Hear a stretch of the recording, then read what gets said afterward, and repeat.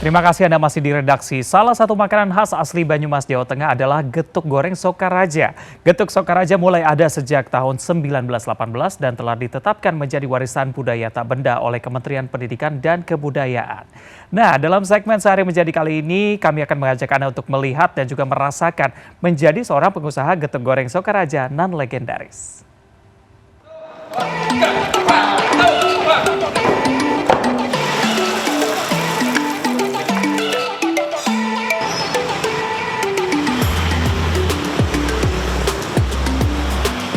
Jika memasuki kawasan Sokaraja Banyumas, Jawa Tengah, sepanjang jalan di kanan kiri banyak dijumpai toko penjual getuk goreng Sokaraja. Di antara sekian banyak pengrajin getuk goreng Sokaraja, getuk goreng Haji Thohirin mendominasi. Haji Thohirin merupakan putra menantu San Pirengat, orang yang pertama kali menjual getuk pada tahun 1918. Haji Thohirin kemudian mengembangkan dan menjual getuk goreng Sokaraja hingga saat ini sudah dilanjutkan oleh generasi ketiga. Saya di Sokaraja bersama dengan teman-teman perajin geduk.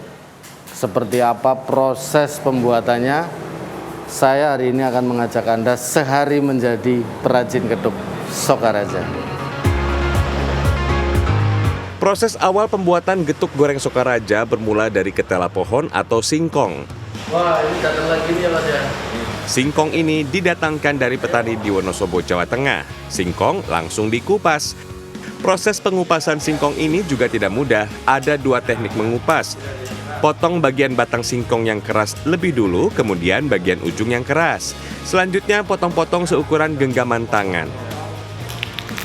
Kemudian kulit singkong dikupas dengan cara dicongkel. Oh ya, untuk beberapa jenis singkong yang sulit dicongkel, pengupasan dilakukan dengan pisau khusus.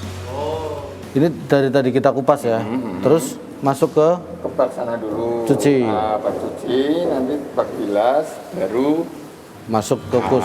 Oke, kita angkat Pak, coba Pak bareng Pak. Yuk.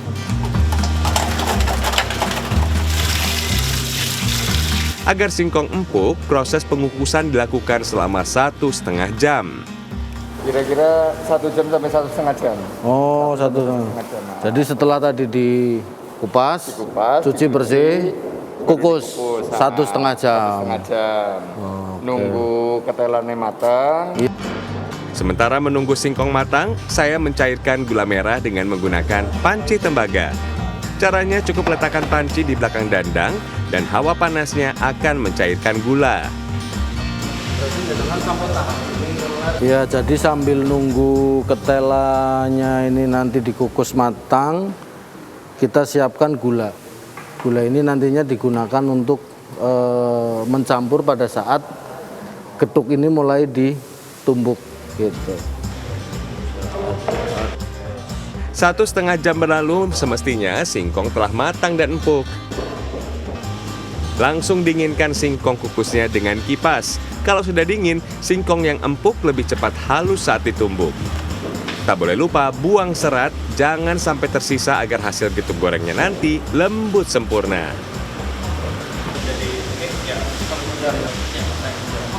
Selain untuk mendinginkan juga untuk mengambil, ini namanya yang di tengah apa Mas? Serat ya? Serat. Iya, serat-serat yang ada di tengah ubi itu. Seperti ini, ketela ya. Wong Banyumas nyebutnya oyot bolet. Oyot bolet.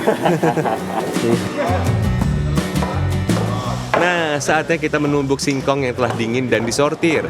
Proses penumbukan ini dilakukan oleh 4 orang dalam satu lumpang secara bergantian.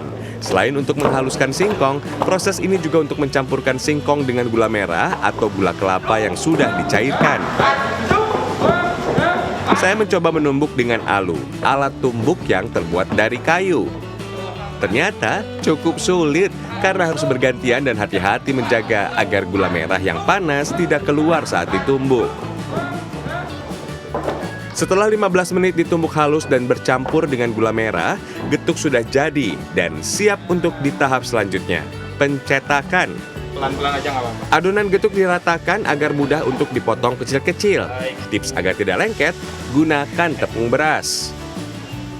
Ini tepung, pakai tepung. Ini kalau nggak ditepungin nggak di, ya itu tepungnya. Oh, ini tepungnya.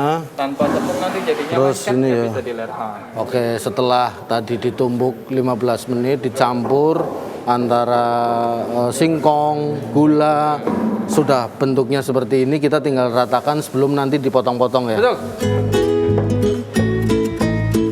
Terlihat mudah memotong adonan getuk ini, ternyata cukup susah. Jika pemula seperti saya, hasilnya seperti ini. Ukurannya tidak ada yang sama. Beda banget dengan potongan para pengrajin yang sudah terbiasa. Potongan getuknya rapi dan kerjanya cepat.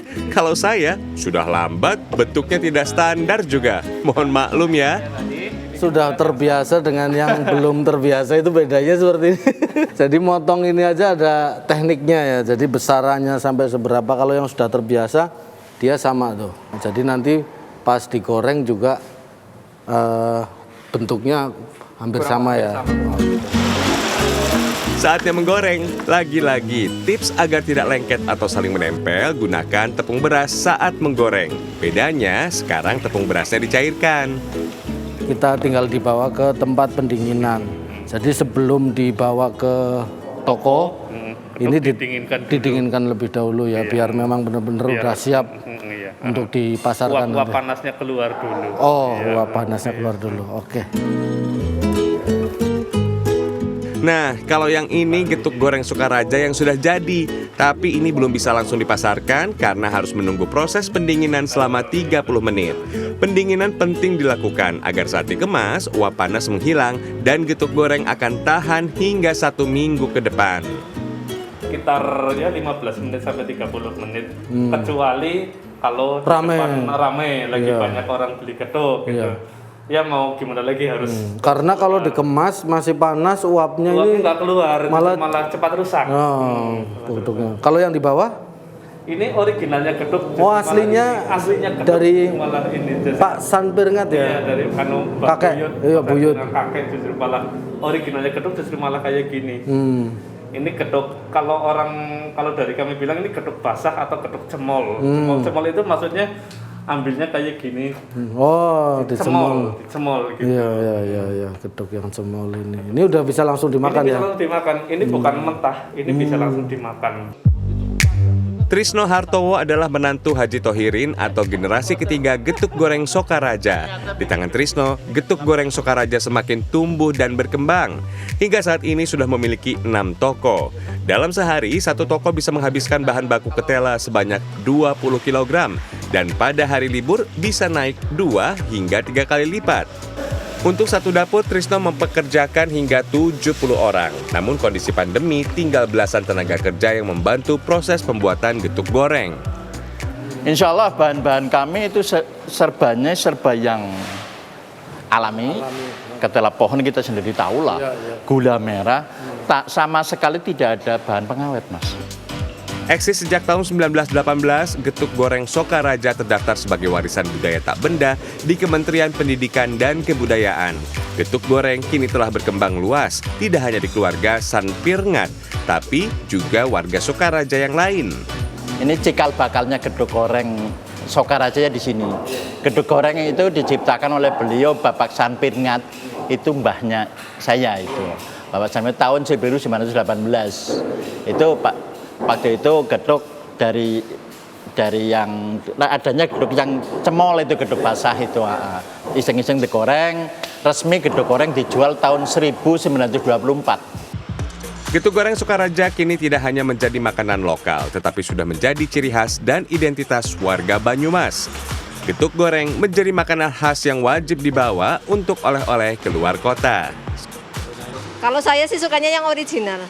Yang kering ya kadang-kadang yang basah biar kalau di sana kan nanti tinggal digoreng saja. Udah rutinitas mesti setiap pulang beli oleh-oleh di getuk goreng, Pak. Itu Pak gurihnya padan tahan lama. Saat ini harga getuk goreng Sokaraja dijual Rp32.000 per kilogram. Tidak hanya getuk yang sudah digoreng, getuk yang belum digoreng pun masih dijual. Getuk jenis ini sama seperti saat Sanpirngat pertama kali menjualnya di tahun 1918. Sejak 1918 Pak Sanpirngat ya memulai usaha getuk basah seperti yang tadi kita lihat. Dan karena tidak habis, geduk basah tersebut akhirnya digoreng. Dimodifikasi digoreng. Digoreng. Iya. Dan hari ini sudah 3 generasi. Iya. Hasilnya geduk goreng Sokaraja sudah mendunia. Artinya tidak hanya warga Indonesia saja, tetapi ini sudah kemana-mana. Roby Sofwan Amin, Daniel Yuwantoro, Banyumas, Jawa Tengah.